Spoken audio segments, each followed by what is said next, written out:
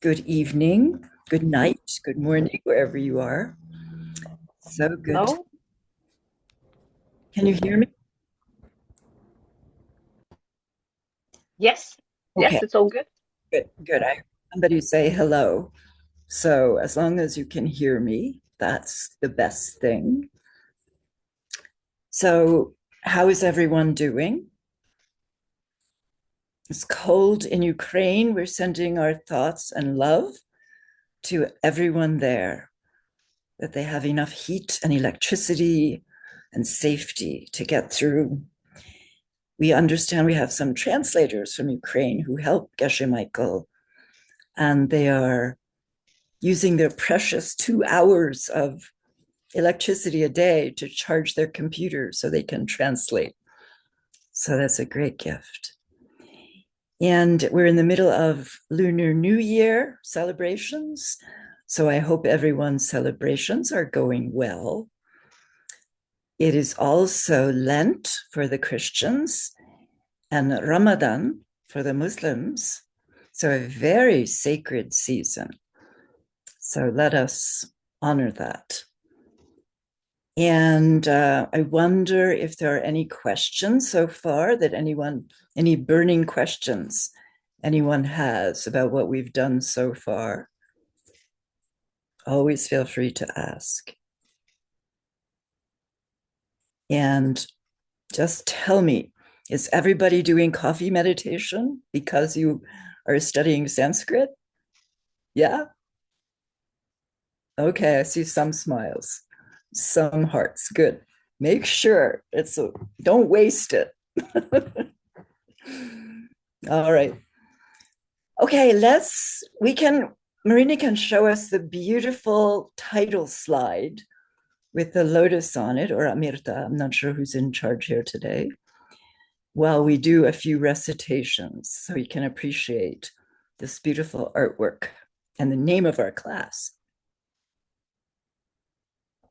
So we're going to spend some time on writing Devanagari today. But first, we're going to recite the vowel song. So everybody open their microphones, please, and recite with me. 1, 2, 3.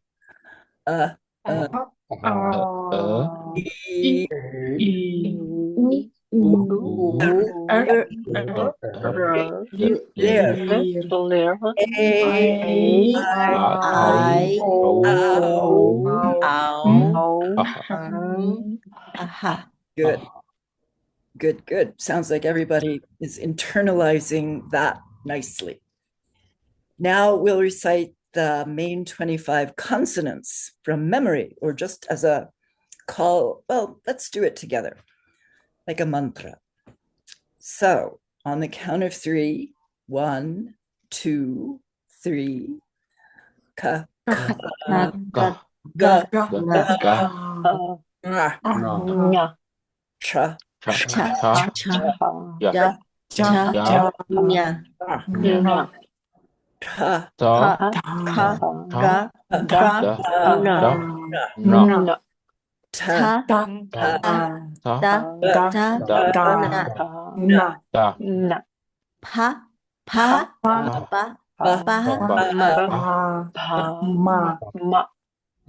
Excellent. Very good. And now the 8 extras, starting with the semivowels. So there's 4 with me. Ya, ra, yeah, the. And I hear some really nice good. Ya, ra, la, va. And the last 4, which are sha, shra, right. Okay, so the 4th S sounds, silence, dental, sh, cerebral, sh, and palatal, sh, and the h is guttural. Okay, great. Now, the next slide, please. Hopefully I did this right. Yeah, okay. Not my favorite font, but still okay. Anybody have a clue about what this might say? Anything you recognize there? Anything at all? Just open your mics and shout out. Sanskrit. No, not quite. Almost related concept, but not letters wise. What is that first letter? Let's look at that. I'll give you a hint. It is fourth Varga.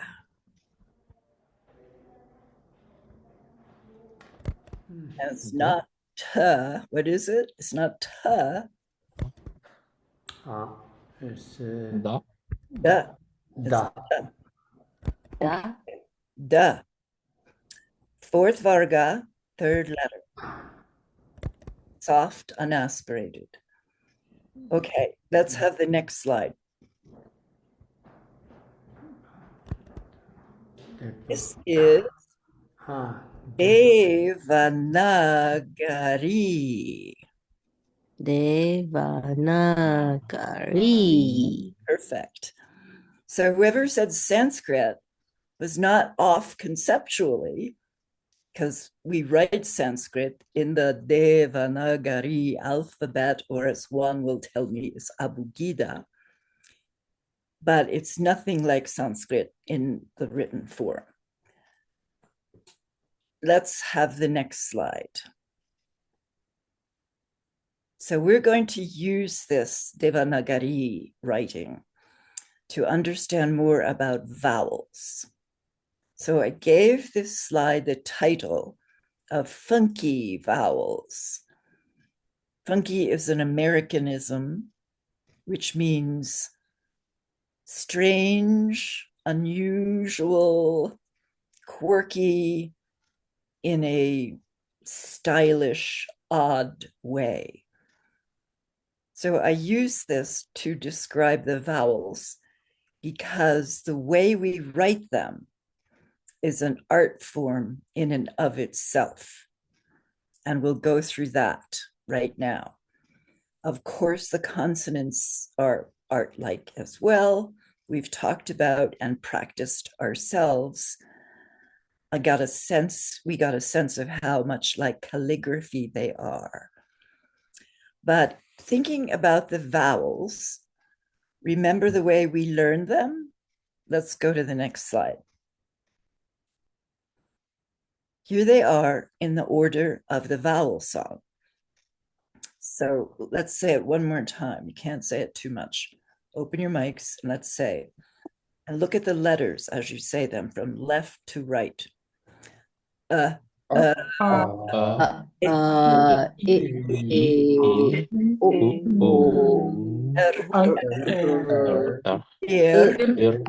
That's something else.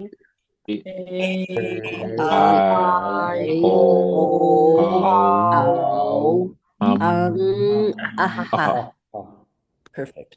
So get a sense of what they look like, both in the Devanagari and in the Ayast, which is underneath them. And I left out which letter? Lir. Lir, right. For two reasons. One is I'm too lazy to find the representation of it. And secondly, there is no word in Sanskrit that contains this letter. So it's very hard to find something to copy and paste. So those are the reasons I left it out. Now, the reason we are not going to practice writing these letters, these are vowels, not going to practice writing these vowels because you will almost never see them written in this form. Why is that? This is because the only time they are used in this form that you see here on the screen is when they begin a word and the word begins the line. So at the beginning of a sentence or a verse, if the word begins with the vowel, you will see it written pretty much in one of these classic forms. but that does not occur that often. One example, which we'll look at in a minute, is evam, and that is a phrase that begins almost every sutra that the Buddha spoke. Evam maya shrutam. So that's a vowel beginning a word, evam, and the word beginning a sentence, evam maya shrutam. So that is one thing you'll see a fair amount.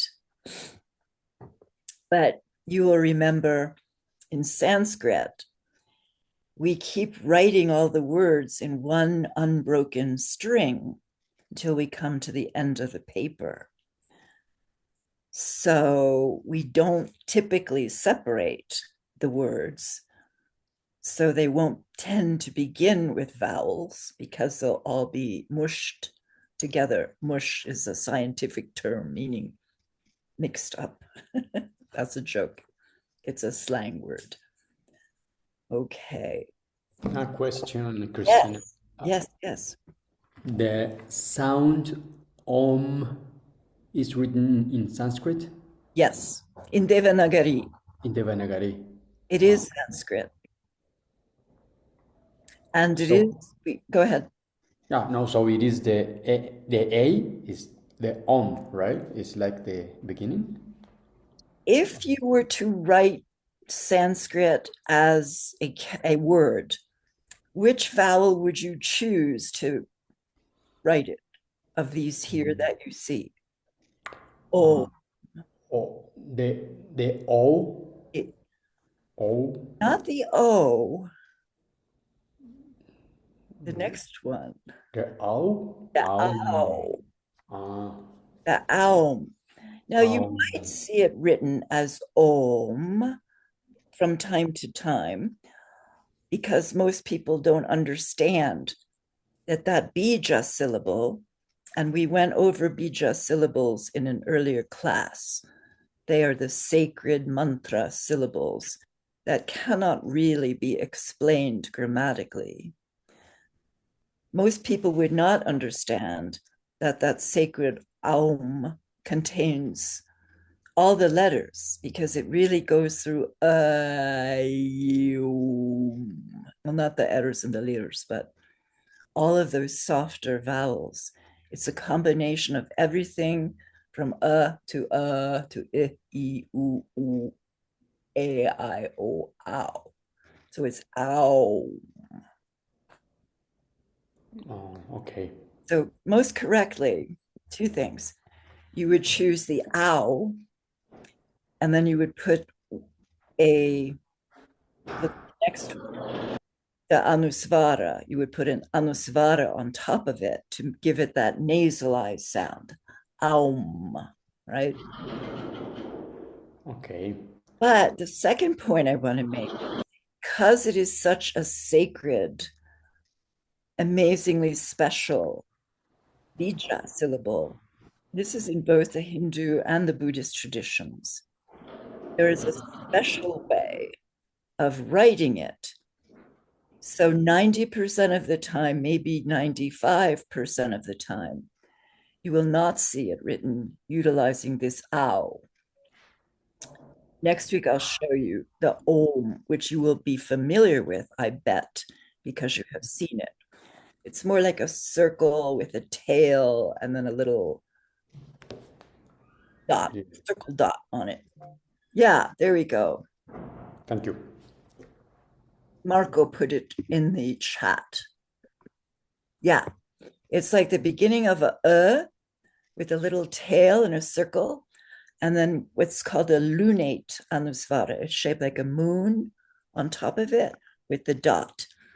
So that is typically the way you would see Om written. And that is also a typical everyday Sanskrit transliteration, OM. But it's really not the O vowel. It's really the ow vowel. Does that make sense? Yeah. Okay, great, good question. Wait, I'm going to close the door. There's a big truck outside.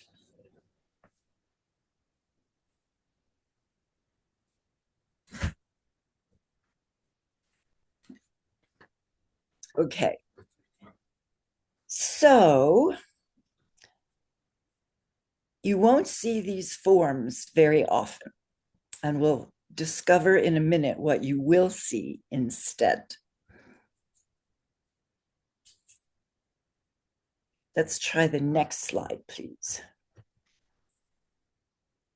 Oh, here's the struggles that Marina and Amirta and I are struggling with. The top line is a font we don't like, and the bottom Devanagari line is a font we do like. And we cannot, for the life of us, figure out why, when we transfer files, some of the good font comes through and some does not. But it's all Devanagari, so we can go on from there. Now, here is an example of a phrase where a word beginning with a vowel occurs also at the beginning of a sentence or a line of text in this case.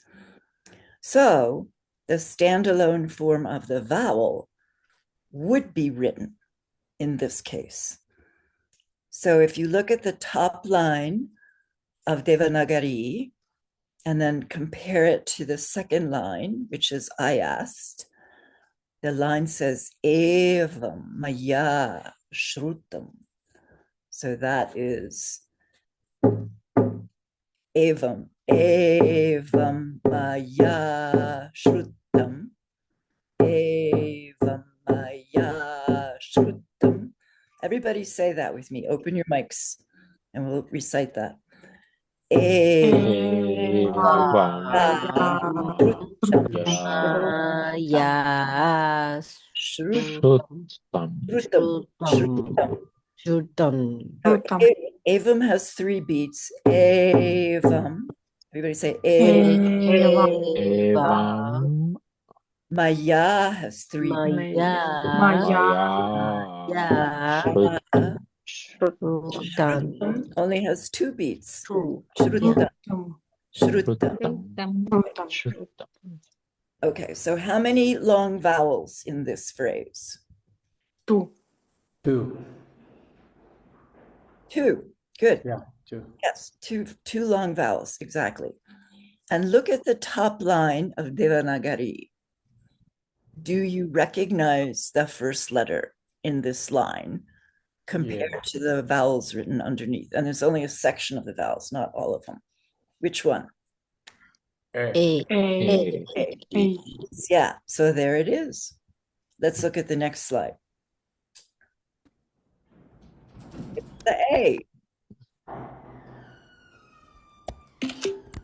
So next slide. Let's revisit this word, Devanagari. Okay. So let me ask you, how many long vowels in this word? Look at the ayas. 3. 3. 3. 3. You guys are getting, I can't fool you anymore. Okay, you're getting good. Now, are there capital letters in Sanskrit? No.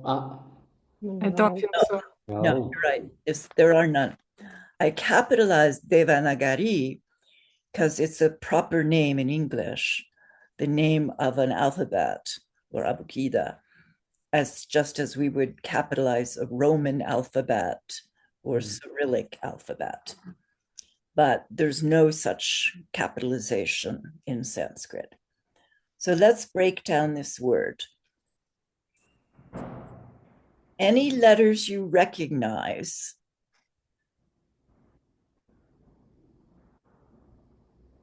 and you're no need to do it yet. We identified the first one a few minutes ago, so you should remember that one. Da. Duh, right.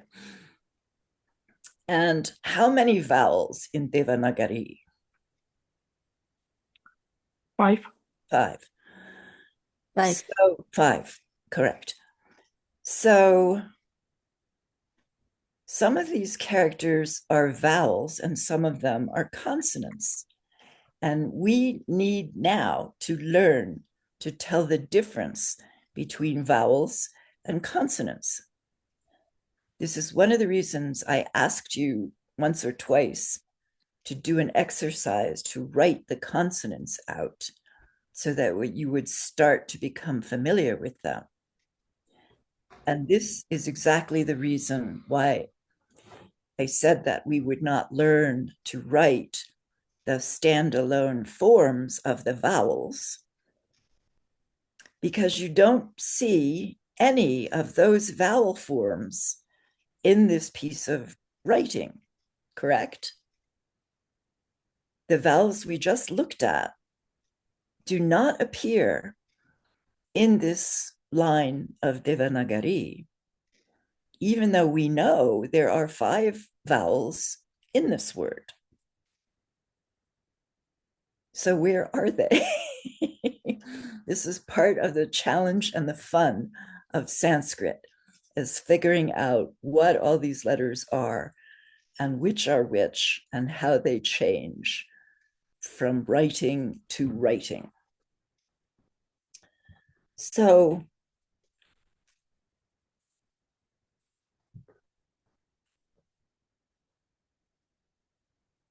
let me see, what do I want to know now? Oh yes, what do you know about the letter in Sanskrit? It's the primal letter and one of the most frequent. But what do you know about it?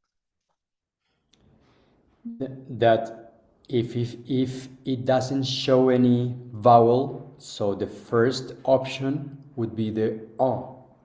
Yes. Something like that. Yeah. Exactly like that. There is an automatic a short attached to any consonant that doesn't have another vowel written on it. So the short is always unwritten, but all the other vowels are somehow marked in the word. So how many short us in Devanagari? 2. Yeah. So we know there are 2. So we know there's going to be 2 automatic and unmarked sounds in this piece of writing. Now, if it's a long it has to have a different marking, and we'll see it here when we go through it. So which consonants in this word have the automatically attached Va, Three. ga, Well, no. Ga Go. and ga? Right. So we know that the first letter here is the. So what do we assume the second consonant is? Assuming va, the, and you will be correct in this case. And the apparently has an A marked on it, which we'll get to in a minute. And the va, which we can tell from comparing it to the iast, has no marker. It's just an automatic sound. Okay. And what else? Question? Yeah, I have a question. I don't know if it's too easy. I remember in the consonants and the ba, it's with the other B, with the big B and not the little UV. And in the Vaganari, it should be also in Ayast written with the B, the other B. I mean, why it's the little B, not the big one? I don't know if... You mean a capital versus No, not capital. The other B, the B as in boy. Oh. And not the B as in exactly. Yeah, because this is not a b, it's a v. This is a semi-vowel. And the b is a 5th varga, soft, unaspirated. Yeah. So I was confused. I was thinking it was the second Yes. The third Yes. letter in the fourth varga. No, it's not that one. Yeah. It's not the third or fourth, third letter in the fifth. Exactly. It's not that one. Okay. But that's a very understandable confusion, because these two Devanagari letters look almost exactly the same, except the ba, the third letter in the fifth varga, has a stroke in the middle of the round part. Okay. Oh yeah, yeah. It has a stroke. A Yeah, little. a little, I have. little stroke. I Yeah. haven't seen that. That's why. Okay. I haven't seen it yet. We've seen almost nothing. Well, we've seen a lot of Devanagari, but not during the time when we are understanding what we're seeing. So we will see more as we go along. But that is a very good observation. And there are a handful of letters, maybe 5 or 10, which look almost exactly like another letter. And it's a question of becoming familiar enough with them. My advice is write them out, at least the 25, once or twice a week. And then you get to see the differences and internalize them because you write them. Compare them to, you have to compare them to an accurate chart, like one of the slides that we've gone over. But that is a really good question. Okay. So we know how we see a short because it's invisible. We don't see it. How would you know a long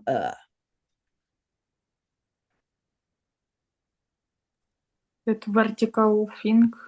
Yeah, the vertical stroke. Vertical stroke. Yeah, down stroke. Straight downward line goes from the top of the sutra to the bottom of the line. And how many straight vertical downstrokes do you see here? I see 3. 3. I see 3 too, as well.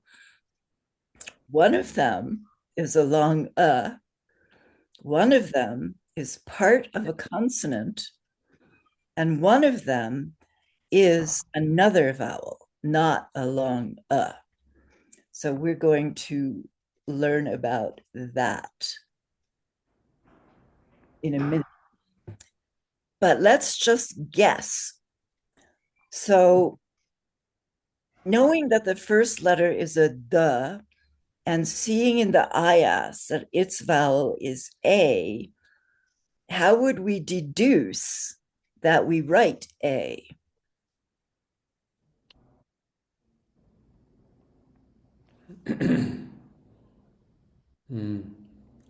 Good question.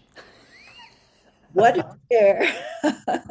What is there about that duh in this Devanagari that is extra, is different from just a plain duh?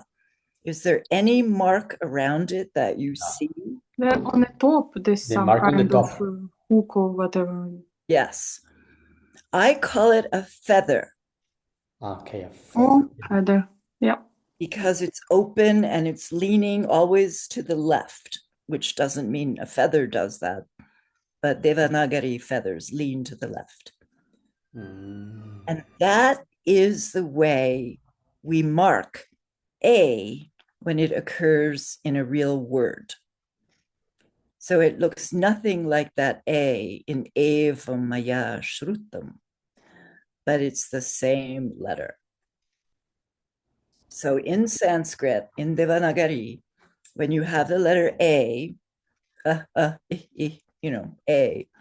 this is how you write it, as a feather on top of its consonant. Now the va, which I think that was one, said it's not a ba, it's a va, a semi-vowel. Yara lava has nothing written on it, right? So we know it's going to be a short not a long a short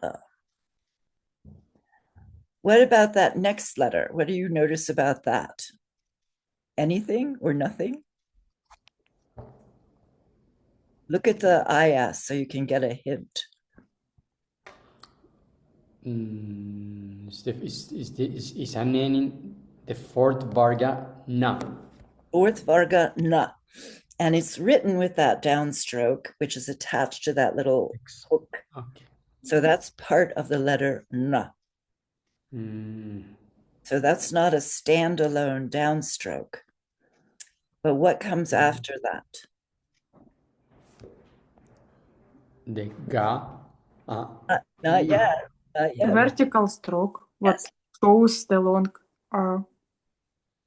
Long the vertical downstroke that signifies a long So looking at the IAST, we see that the day has the A, the V has a short and the N has a long So we know that that downstroke must, by implication, be a long And that is exactly how you typically write a long with a single standalone downstroke right after the consonant that it belongs to. Okay, now look at the next one. What do you think you're seeing there? I see ga. You see ga. Good. What could you think it might be? Long something. Yeah, you could think it's some letter with that little hook and then another long downstroke, which signifies a long but it's not. These are just the creators of Devanagari trying to confuse us. So that the little hook, the short thing, and the long thing are one single letter. And that letter is ga. Which varga is ga in? First one. First varga. So it is the soft, unaspirated ga, no breath sound. And that's what it looks like. So don't get confused and think it's some kind of letter with a long A after it. It's not. It's its own letter. And again, the way you get to know this is by writing the consonants out several times until you become very familiar with them. So what kind of vowel does that ga have?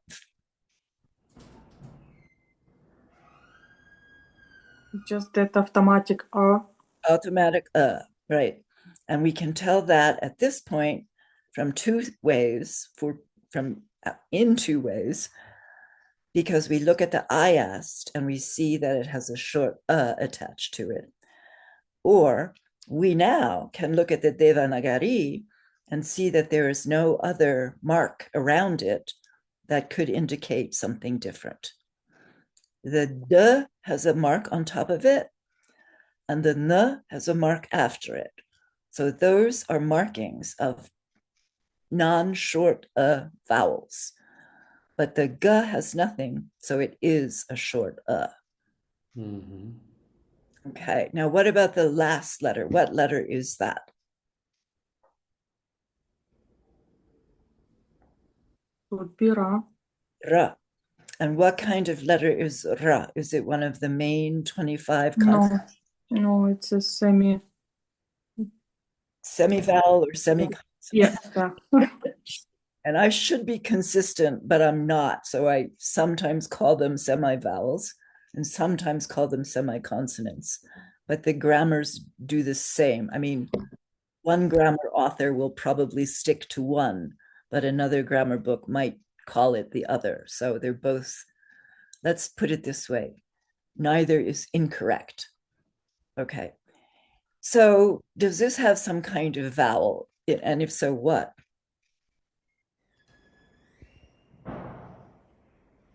Well, it has some like semicircle on the top. Yes. I call this a curl. So I call the first mark a feather and the second mark a curl. That's not an official way of looking at it, but that's what I call it. And I think it's descriptive because you can see that the first mark, which is A, is open. And the second mark, which is what vowel? E, Say again. the long E. Long E, E, E. E, correct. So the way you write, and let's go to the next slide. Let's see if that's the one where I talk about this. No, we'll go back. The way to write a long E is how? Analyze this for me. You see it right there in front of you, and you know it's a long E. What does it show? The vertical downstroke Yes? and that one on the top. Yes. So it's the same vertical downstroke. It designates a long but what's different about it? You just said it. Yeah, it has that. I didn't get how you call it on what semicircle, whatever. I call it a curl. Like a curl, okay. curl in your hair. Curl. Curl. I got it. Yeah, thank you. A little curl. Like curly, yeah. Curly hair. Yes. But the curl in the East is the other way around. The original. That is the next point that I hope I put on the next slide, but I don't think I did.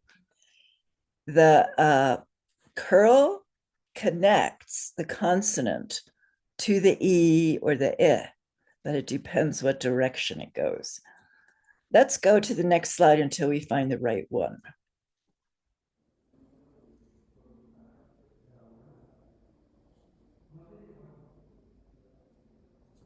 All right, next one. All right. So we know in Devanagari that that's a long E, E. And we saw that the curl goes to the right.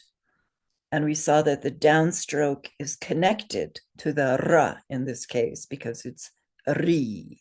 Could be any consonant that it was connected to.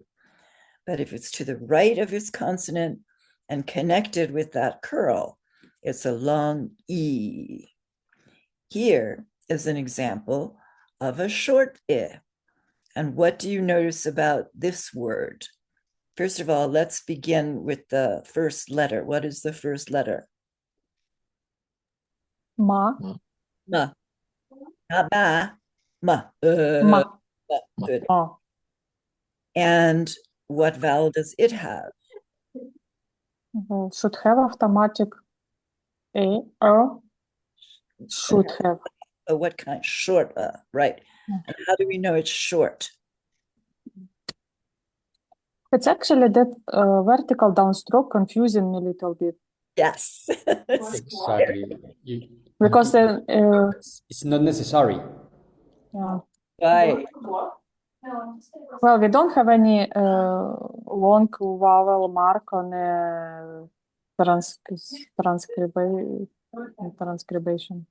Transliteration, correct. Transliteration, yeah. Correct. No long marker in the transliteration. So two things. If the first letter is ma and it has no vowel marker, let's assume that for a moment, then what do we know about it? What vowel does it have? No mark. Should have automatic Automatic, correct. And then what do we see in the next group? See what letter, what consonant? It's ta. Ta. We can tell from the ayast, it has no mark under it. So it's a fourth varga ta, hard, unaspirated. And what is above the sutra? That curl. A curl. But which way does it go this time? Now it goes to that vertical downstroke. It goes further than in previous. example? It goes to the vertical downstroke, so we know it's a and it's connected to the t. Let's look at the next slide. Which way in mati does the curl go? Which way? Left or right? The same way for me. Let's look at Devanagari. Which way does the curl go? To the left. When one is short and one is long, that curl. Yeah, but that's because this is the bad font. They're both a curl, but it's a good observation, but it's not, they should both be the same. My point here is that the Ra in Devanagari has the E, and the curl goes to the right of the consonant. In Mati, which has a short E, the curl goes to the left of its consonant. Take a moment and see if you can see that. So with Devanagari, the last syllable is ri. So we know the consonant that possesses the vowel here is ra.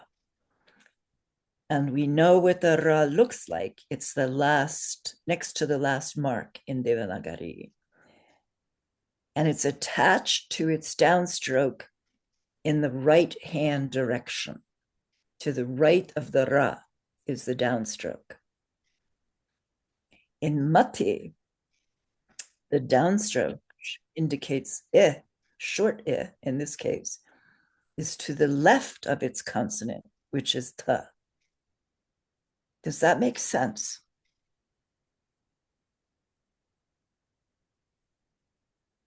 Silence. That means doesn't make sense. Okay. So it's kind of hard to get. It is hard to get, and it's only the beginning, but it gets much easier. Pretty soon you will be looking at this and you will be understanding it completely. So next week, what I will make for you is a word with a long ri and a short re, which I should have done here.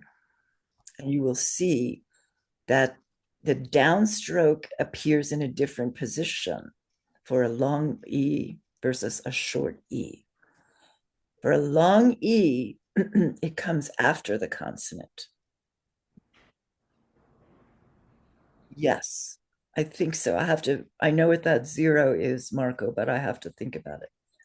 For a long E, the downstroke comes after the consonant ra.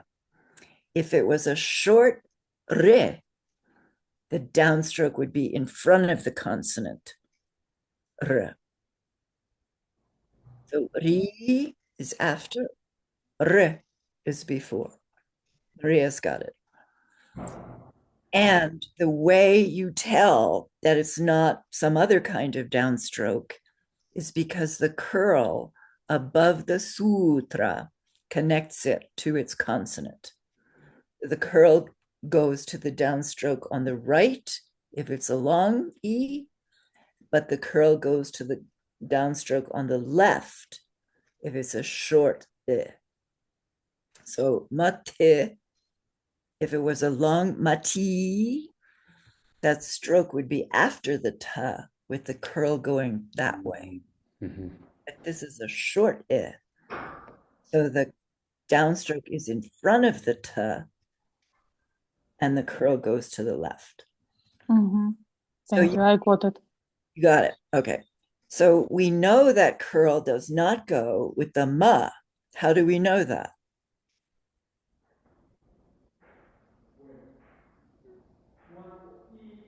Because it connects to the downstroke. The curl connects with the vertical line. Yes. That's how we know. Yes, precisely. We actually draw connection. Now we don't do that with a long but with these other letters, well, mostly with the e, we actually draw. It's like an arrow pointing to what it means. With Devanagari, the arrow points to the right. It follows the consonant and it means E. With Mati, the downstroke occurs to the left of ta, and it's connected with that. Let's say there was an arrow on it saying it goes here. Short I before the consonant, long E after the consonant. So you will get very quickly very used to this. Okay, let's try the next slide. Let's see where we go. So we're organic Sanskrit, right? And I put my notes here for you so you can refer back to them once you get the PowerPoint. So we're not going to go systematically through all the vowels. We're going to deal with them as they come up in examples. So I wanted to give you a hint as to how vowels are treated in Devanagari. And so far, we have seen a short which is not written, a long which is always written with a downstroke, with no special other marks, and it always follows its consonant. We saw the A, I, O, ow, A, which is that feather, always goes in the same direction. Open, not like the curl, which is closed. The feather above the consonant means it's an A. And now we have this delightfully confusing I. So it's the same downstroke that we saw before, but it's actually connected with a mark above the sutra to the left of its consonant if it's a short I, to the right of its consonant if it's a long E. So we've already done I, E, and A, but we haven't done any other letters. So the other 12 of the vowels are all beautiful individual works of art in themselves, but we'll do those later as we come up to them. So right now, just to summarize, we are very well able to read all the vowels and consonants in IAST transliteration. And because you know how they sound and what the difference is between long and short vowels, you can read them properly and pronounce them correctly. So it's a very good, you've done a lot. Now let's go to the next slide.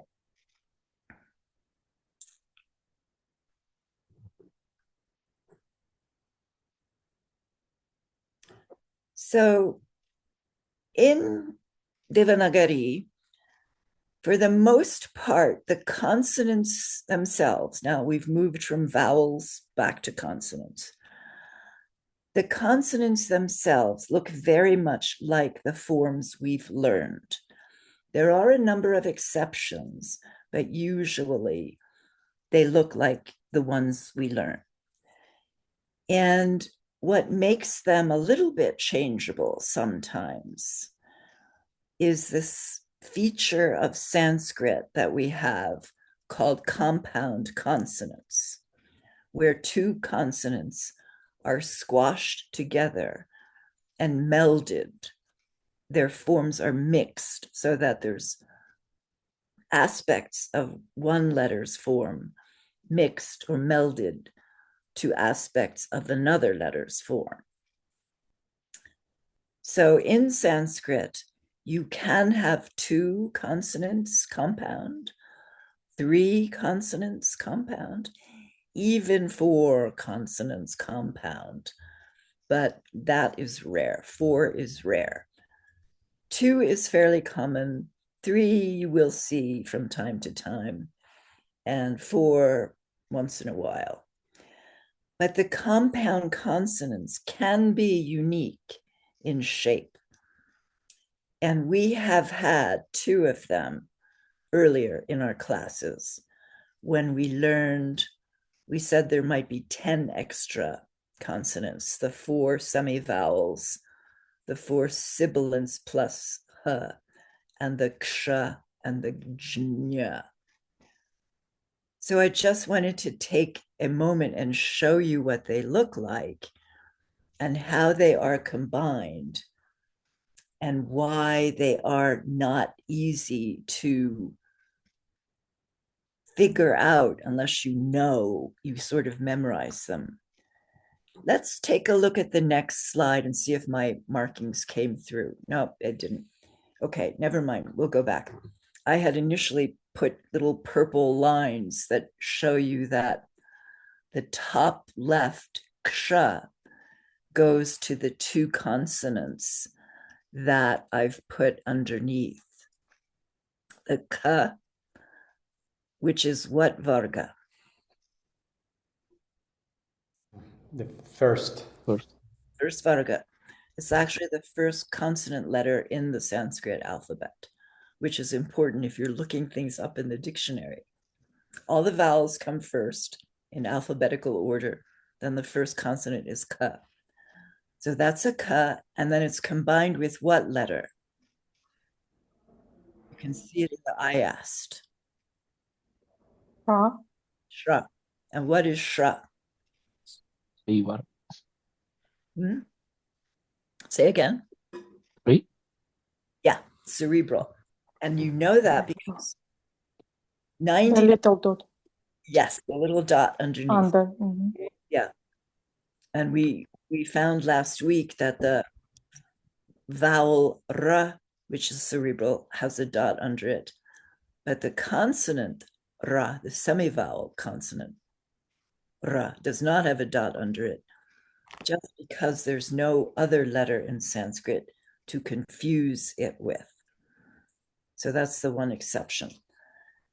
But here, just look how the Sanskrit writers have combined that ka and that shra.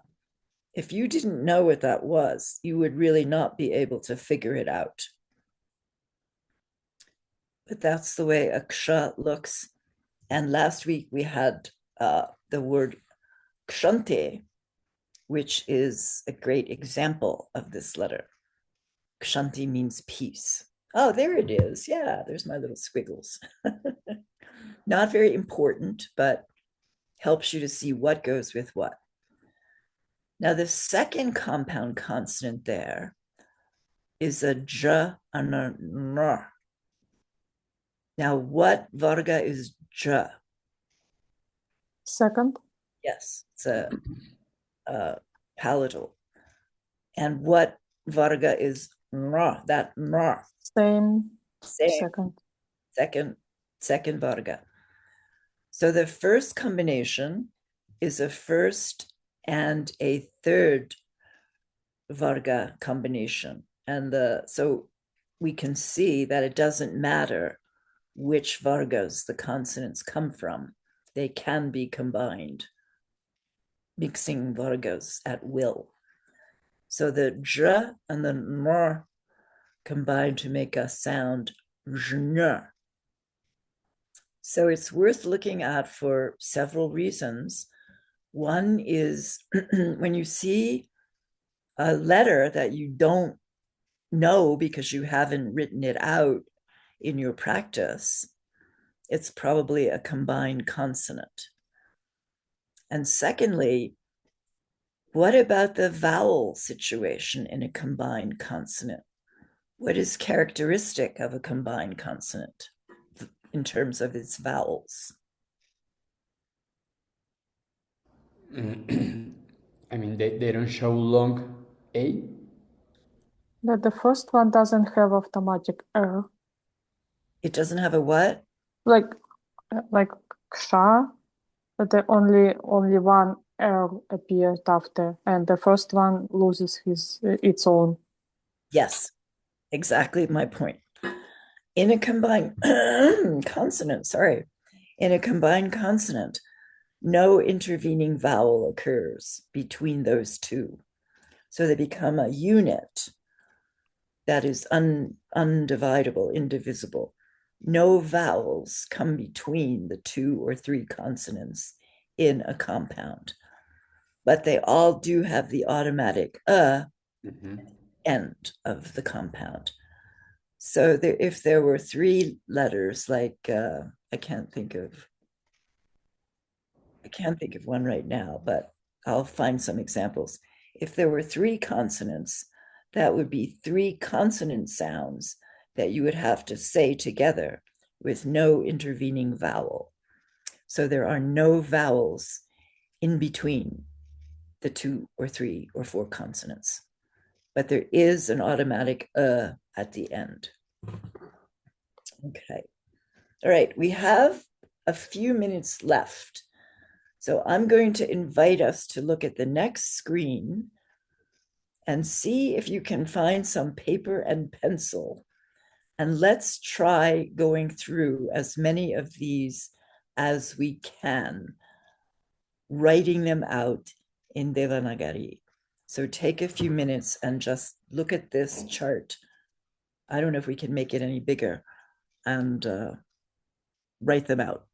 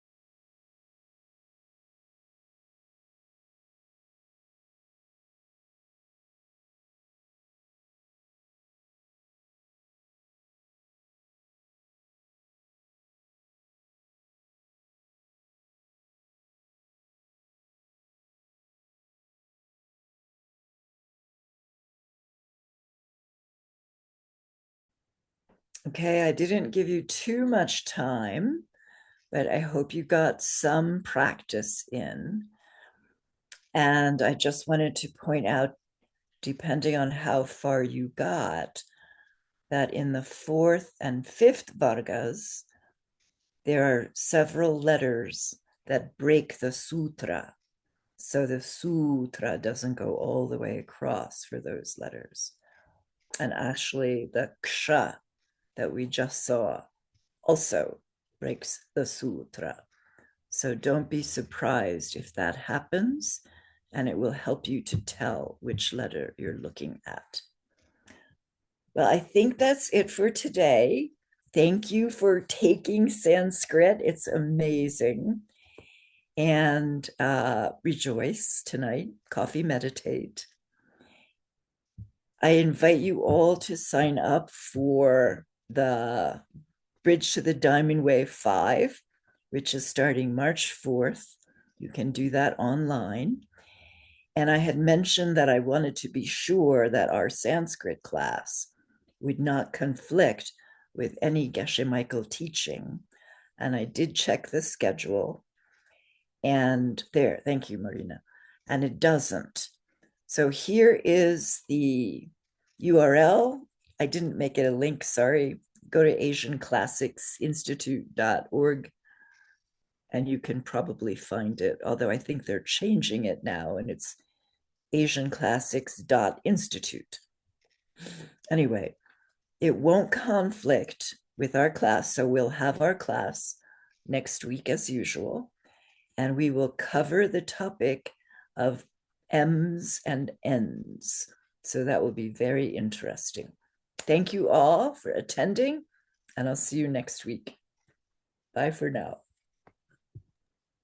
Thank Thank you. you, teacher Thank you. Christina. Thank you very much.